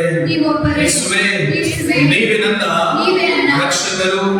ಯೇಸುವೇ, ನೀವೇ ನನ್ನ ಪ್ರಭು. ಯೇಸುವೇ, ನೀವೇ ನನ್ನ ದೇವರು. ಯೇಸುವೇ, ನನಗೆ ಬಿಡುಗಡೆಯನ್ನು ಕೊಟ್ಟದ್ದಕ್ಕಾಗಿ ಸ್ತೋತ್ರ. ಯೇಸುವೇ, ನನಗೆ ಬಿಡುಗಡೆಯನ್ನು ಕೊಟ್ಟದ್ದಕ್ಕಾಗಿ ಸ್ತೋತ್ರ. ಯೇಸುವೇ, ನನಗೆ ಬಿಡುಗಡೆಯನ್ನು ಕೊಟ್ಟದ್ದಕ್ಕಾಗಿ ಸ್ತೋತ್ರ. ಯೇಸುವೇ, ನನಗೆ ಬಿಡುಗಡೆಯನ್ನು ಕೊಟ್ಟದ್ದಕ್ಕಾಗಿ ಸ್ತೋತ್ರ. ಕಣ್ಣುಗಳು ಮುಚ್ಚಿದ ಪ್ರತಿಯೊಬ್ಬರೊಟ್ಟಿಗೆ ಯೇಸುವೇ, ನನಗೆ ಬಿಡುಗಡೆಯನ್ನು ಕೊಟ್ಟದ್ದಕ್ಕಾಗಿ ಸ್ತೋತ್ರ. ಯೇಸುವೇ, ನನಗೆ ಬಿಡುಗಡೆಯನ್ನು ಕೊಟ್ಟದ್ದಕ್ಕಾಗಿ ಸ್ತೋತ್ರ. ಯೇಸುವೇ, ನನಗೆ ಬಿಡುಗಡೆಯನ್ನು ಕೊಟ್ಟದ್ದಕ್ಕಾಗಿ ಸ್ತೋತ್ರ. ಯೇಸುವೇ, ನನಗೆ ಬಿಡುಗಡೆಯನ್ನು ಕೊಟ್ಟದ್ದಕ್ಕಾಗಿ ಸ್ತೋತ್ರ. ಯೇಸುವೇ, ನನಗೆ ಬಿಡುಗಡೆಯನ್ನು ಕೊಟ್ಟದ್ದಕ್ಕಾಗಿ ಸ್ತೋತ್ರ. ಯೇಸುವೇ, ನನಗೆ ಬಿಡುಗಡೆಯನ್ನು ಕೊಟ್ಟದ್ದಕ್ಕಾಗಿ ಸ್ತೋತ್ರ. ಯೇಸುವೇ, ನನಗೆ ಬಿಡುಗಡೆಯನ್ನು ಕೊಟ್ಟದ್ದಕ್ಕಾಗಿ ಸ್ತೋತ್ರ. ಯೇಸುವೇ, ನನಗೆ ಬಿಡುಗಡೆಯನ್ನು ಕೊಟ್ಟದ್ದಕ್ಕಾಗಿ ಸ್ತೋತ್ರ. ಪ್ರತಿಯೊಬ್ಬರ ಕಣ್ಣುಗಳನ್ನು ಮುಚ್ಚಿ ಬಾಯಿಕೊಂಡು ಜೋರ. ಯೇಸುವೇ, ನನಗೆ ಬಿಡುಗಡೆ ಕೊಟ್ಟದ್ದಕ್ಕಾಗಿ ಸ್ತೋತ್ರ. ಯೇಸುವೇ, ನನಗೆ ಬಿಡುಗಡೆಯನ್ನು ಕೊಟ್ಟದ್ದಕ್ಕಾಗಿ ಸ್ತೋತ್ರ. ಯೇಸುವೇ, ಯೇಸುವೇ, ನನಗೆ ಬಿಡುಗಡೆ ಕೊಟ್ಟದ್ದಕ್ಕಾಗಿ ಸ್ತೋತ್ರ. ಯೇಸುವಿನ ನಾಮದಲ್ಲಿ ಪರಿಪೂರ್ಣ ಬಿಡುಗಡೆ ನಿಮ್ಮಲ್ಲಿ ಎಲ್ಲ ಬಂಧನಗಳು, ದುರಾತ್ಮನ ಕಾರ್ಯಗಳು, ಎಲ್ಲ ಅನಾರೋಗ್ಯದ ಅಶಾಂತಿಯ ಎಲ್ಲ ಸಾಲದ ದುರಾತ್ಮನ ಬಡತನದ ಕಾರ್ಯಗಳು ನಜರೇತಿನ ಪ್ರಭು ಯೇಸುವಿನ ನಾಮದಲ್ಲಿ ಸಂಪೂರ್ಣವಾಗಿ ಶಪಿಸಲ್ಪಟ್ಟು ಸಂಪೂರ್ಣವಾಗಿ ಬಿಡುಗಡೆಯಾಗಲ್ಪಟ್ಟಿದ್ದೇನೆ. ಯೇಸುವಿನ ನಾಮದಲ್ಲಿ ನಮಗೆ ಬೇಕಾದ ಬಿಡುಗಡೆಯನ್ನ, ನಮಗೆ ಬೇಕಾದ ಸ್ವಸ್ಥತೆಯನ್ನ ಸ್ವೀಕರಿಸಿಕೊಳ್ಳಲಿ. ಯೇಸುವಿನ ನಾಮದಲ್ಲಿ ನಮಗೆ ಬೇಕಾದ ಬಿಡುಗಡೆ, ಸ್ವಸ್ಥತೆಯ ಸಂಪೂರ್ಣತೆಯು ಈ ನಿಮಿಷದಲ್ಲಿ ನೆರವೇರಿದ ಪ್ರತಿಯೊಬ್ಬರಿಗಾಗಿ ಯೇಸುವೇ, ನನಗೆ ಬಿಡುಗಡೆ ಕೊಟ್ಟದ್ದಕ್ಕಾಗಿ ಸ್ತೋತ್ರ. ಯೇಸುವೇ, ನನಗೆ ಬಿಡುಗಡೆ ಕೊಟ್ಟದ್ದಕ್ಕಾಗಿ ಸ್ತೋತ್ರ. ಯೇಸುವೇ, ನನಗೆ ಬಿಡುಗಡೆ ಕೊಟ್ಟದ್ದಕ್ಕಾಗಿ ಸ್ತೋತ್ರ. ಯೇಸುವೇ, ನನಗೆ ಬಿಡುಗಡೆ ಕೊಟ್ಟದ್ದಕ್ಕಾಗಿ ಸ್ತೋತ್ರ. ಯೇಸುವೇ, ಕೈಗಳಿಂದ ಪ್ರತಿಯೊಬ್ಬರು ಸ್ತುತಿಸೋಣ. Hallelujah, hallelujah, hallelujah, hallelujah. ಪ್ರತಿಯೊಬ್ಬರು ಬಾಯಿಗೆ ಸ್ತುತಿಸೋಣ. ನಿಮಿಷದಲ್ಲಿ ಥ್ಯಾಂಕ್ ಯು ಜೀಸಸ್. ನಜರೇತಿನ ಪ್ರಭು ಯೇಸುವಿನ ನಾಮದಲ್ಲಿ ನಿಮಿಷದಲ್ಲಿ ದೇವರ ನೀವು ನನಗೆ ಕೊಟ್ಟಿರುವಂತಹ ಅಧಿಕಾರವು ಆ ನಾಮಸ್ಥಾನ ಕಳ್ಳತನಕ್ಕಾಗಿ, ಕೊಲ್ಲಲಿಕ್ಕಾಗಿ, ನಾಶ ಬೆಳೆಸಲಿಕ್ಕಾಗಿ ನಜರೇತಿನ ಪ್ರಭು ಯೇಸುವಿನ ನಾಮದಲ್ಲಿ ನಿಮಿಷದಲ್ಲಿ ಈ ಮಕ್ಕಳ ಜೀವಿತದಿಂದ ಈ ನಿಮಿಷವೇ ಫಲವಾಗುವುದಾಗಿ ಎಲ್ಲ ಅನಾರೋಗ್ಯದ ಕಾರ್ಯಗಳು ಯೇಸುವಿನ ನಾಮದಲ್ಲಿ ಶುದ್ಧಿಸಲ್ಪಟ್ಟು ಇಡೀ ದೇಹವು ಆರೋಗ್ಯದಿಂದ ಪ್ರವರ್ತಿಸಲು ಯೇಸುವಿನ ನಾಮದಲ್ಲಿ ಎಲ್ಲ ಸಾಲ ಬಡತನದ ಕಾರ್ಯಗಳಿಂದ ಯೇಸುವಿನ ನಾಮದಲ್ಲಿ ಶುದ್ಧಿಸಲ್ಪಟ್ಟು ಐಶ್ವರ್ಯ ಮಕ್ಕಳನ್ನ ತುಂಬಿಸಲ್ಪಟ್ಟಿರುವುದಕ್ಕಾಗಿ ಸ್ತೋತ್ರ. ಯೇಸುವಿನ ನಾಮದಲ್ಲಿ ಇವರ ಮಕ್ಕಳ ಕುಟುಂಬದ ಜೀವಿತದಲ್ಲಿರುವ ಎಲ್ಲ ದುರಭ್ಯಾಸಗಳು, ಎಲ್ಲ ಅಂಧಕಾರ ಸಾಮಾಜಿಕ ಸಂಬಂಧಪಟ್ಟ ಮದ್ಯಪಾನ, ಧೂಮಪಾನ, ಯಾವೆಲ್ಲ ವ್ಯಸನಗಳಿಗೆ ಯೇಸುವಿನ ನಾಮದಲ್ಲಿ ಎಲ್ಲ ಅಪರಾಧಗಳು ಶುದ್ಧಿಸಲ್ಪಟ್ಟು ನನ್ನ ಜೀವವು, ನನ್ನ ಸಮಾಧಾನಗಳು, ಕುಟುಂಬದಲ್ಲಿ ಬಿಡುಗಡೆಗಳು ನೆರವೇರಲ್ಪಟ್ಟದಕ್ಕಾಗಿ ಸ್ತೋತ್ರ ಸ್ವಾಮಿ. ಪ್ರತಿಯೊಂದು ದಾಂಪತ್ಯದ ಜೀವಿತಗಳು ಆಶೀರ್ವದಿಸಲ್ಪಟ್ಟದಕ್ಕಾಗಿ ಸ್ತೋತ್ರ. ಯೇಸುವಿನ ನಾಮದಲ್ಲಿ ದಂಪತಿಗಳ ಮಧ್ಯದಲ್ಲಿ ಎಲ್ಲ ಕಾರ್ಯಗಳು ಶುದ್ಧಿಸಲ್ಪಟ್ಟಿದ್ದೇವೆ. ನಿನ್ನ ಸಂಪೂರ್ಣತೆಯು ಅವರ ಜೀವಿತ ನೆರವೇರಲ್ಪಟ್ಟದಕ್ಕಾಗಿ ಸ್ತೋತ್ರ. Thank you Jesus. Hallelujah, hallelujah, hallelujah, hallelujah. ಕಣ್ಣುಗಳನ್ನು ಮುಚ್ಚುವ ಹಾಗೆ ಪ್ರೀತಿಯುಳ್ಳದನ್ನು ವಿಶೇಷವಾಗಿದೆ ವಾಗ್ದಾನದಲ್ಲಿ ನಾವು ಪ್ರತಿಯೊಬ್ಬರು ಧ್ಯಾನಿಸಿರುವಂತೆ ಒಣಸ್ಥಿತಿಗಳು ಜೀವಕ್ಕೆ ಬರಲು ಹೆಜ್ಜೆಗಳಲ್ಲಿ ಯಾವ ರೀತಿ ನಿಮ್ಮ ದೈವೋಕ್ತಿ ನುಡಿದಂತೆ ನಾವು ಕೂಡ ಪ್ರತಿಯೊಬ್ಬರು ನಂಬಿ ನಾವು ಬಾಯಿ ತೆರೆದು ನುಡಿದಿರುವಾಗದೇವ ನಮ್ಮ ಪ್ರತಿಯೊಬ್ಬೊಬ್ಬರ ಕುಟುಂಬದಲ್ಲೂ ಆರೋಗ್ಯವು, ಸಂಪೂರ್ಣತೆಯು, ಸಮಾಧಾನವು ನೆರವೇರುವುದಕ್ಕಾಗಿ ಕೋಟಿ ಸ್ತೋತ್ರ ಸ್ವಾಮಿ. ತಂದೆ ರಕ್ಷಕನ ನಾಮದಲ್ಲಿ, ನಜರೇತಿನ ಪ್ರಭು ಯೇಸುವಿನ ನಾಮದಲ್ಲಿ ತಂದೆ, ಇಲ್ಲಿ ಬಂದಿರೋ ಪ್ರತಿಯೊಂದು ಮಕ್ಕಳನ್ನು ಕುಟುಂಬದವರನ್ನು ನಿಮ್ಮ ಪರಿಶುದ್ಧತೆಗಳು ಅರ್ಪಿಸುತ್ತ ದೇವ, ನಮ್ಮ ಶಿಲುಬೆಯ ಮರಣದ ಮೂಲಕವಾಗಿ ದೇವರಿಗೆ ಬೇಕಾದ ಸಂಪೂರ್ಣವಾದ ಶಾಂತಿ, ಸಮಾಧಾನ, ಆರೋಗ್ಯ, ಭಾಗ್ಯವನ್ನು ದೀರ್ಘಾಸನಪಟ್ಟು ಎಲ್ಲಕ್ಕಿಂತಲೂ ಮಿಗಿಲಾಗಿ ದೇವ ಆಧ್ಯಾತ್ಮಿಕ ಆಹ್ಲಾದಂತೆ ನಿಮ್ಮ ದೈವ ವಾಕ್ಯಕ್ಕಾಗಿ ಅನುದಿನವೂ ಹಂಬಲಿಸುವಂತಹ, ಅನುದಿನವೂ ಉತ್ಸುಕತೆಯೊಂದಿಗೆ ಮುನ್ನಡೆಯುವಂತಹ ದಾಹವನ್ನೇ ಇವರ ಜೀವಿತಗಳು ಉತ್ಪಾದಿಸಲಿಕ್ಕಾಗಿ ಕೋಟಿ ಕೋಟಿ ಸ್ತೋತ್ರ ಸ್ವಾಮಿ. ರಕ್ಷಕನ ನಾಮದಲ್ಲಿ, ನಜರೇತಿನ ಪ್ರಭು ಯೇಸುವಿನ ನಾಮದಲ್ಲಿ ತಂದೆ, ನಾವು ಯಾವುದೆಲ್ಲವನ್ನು ಪ್ರಾರ್ಥಿಸಿದ್ದೇವೋ ಅದೆಲ್ಲವನ್ನು ನಾವು ಪ್ರಭುವಿನ ನಾಮದಲ್ಲಿಯೇ ನಾವು ಹೊಂದಿಕೊಂಡಿದ್ದೇವೆ ಎಂಬುದಾಗಿ ನಂಬಿ ಪ್ರಾರ್ಥಿಸ್ತೇವೆ ನಮ್ಮ ಜೀವದ ತಂದೆ. Amen, amen, amen. Praise the Lord. ತಂದೆಗೆ ಕೃತಜ್ಞತೆ.